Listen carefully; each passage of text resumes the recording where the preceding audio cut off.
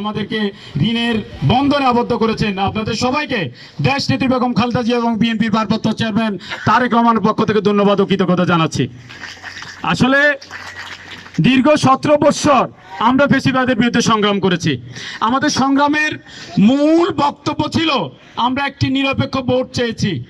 আমাদের দাবি ছিল একটি নির্বাচন হবে, নির্বাচনে মানুষ তাদের ভোট প্রয়োগ করবে এবং তাদের জনপ্রতিনিধি নির্বাচিত করবে। যে জনপ্রতিনিধি তাদের দায়িত্ব থাকবে এলাকার মানুষের সাথে যোগাযোগ রেখে তাদের সুখে দুঃখে, তাদের প্রয়োজনে সংসদে আইন প্রণয়ন করবে, তাদের প্রয়োজনে রাস্তাঘাটের কাজ করবে, তাদের প্রয়োজনে তাদের সন্তানদের শিক্ষার ব্যবস্থা করবে, তাদের অন্ন বস্ত্র বাসস্থান সহ তথাপি দেশের স্বাধীনতা সার্বভৌমত্ব রাষ্ট্রীয় অখণ্ডতাকে নিশ্চিত করবে।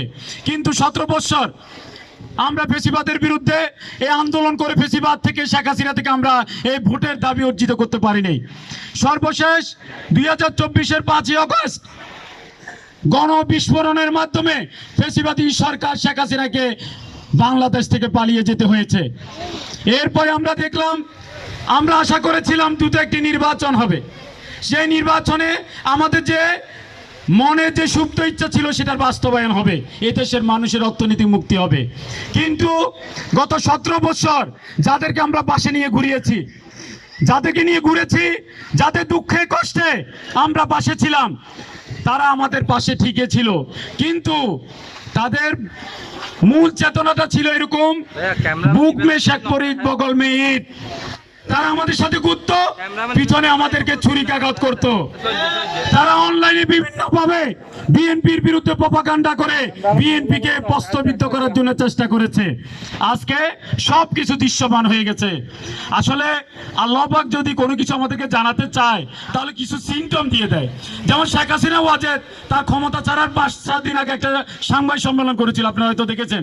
সেখানে উনি বলেছে যে আমার পিয়ন 400 কোটি টাকার মালিক, সে হেলিকপ্টারে করে তার বাড়িতে যায়। এটা আসলে আমরা শেখ হাসিনার কাছে কোন সাংবাদিক প্রশ্ন করেনি, উনি নিজের থেকে এটা বলেছে। মানে গজব আসার আগে মানুষের কিছু সিমটম হয়ে দেখা দেয়। মানুষের যখন মৃত্যু আসে, সাকারাত আসে, তখন কিছু সিমটম দেখা দেয়।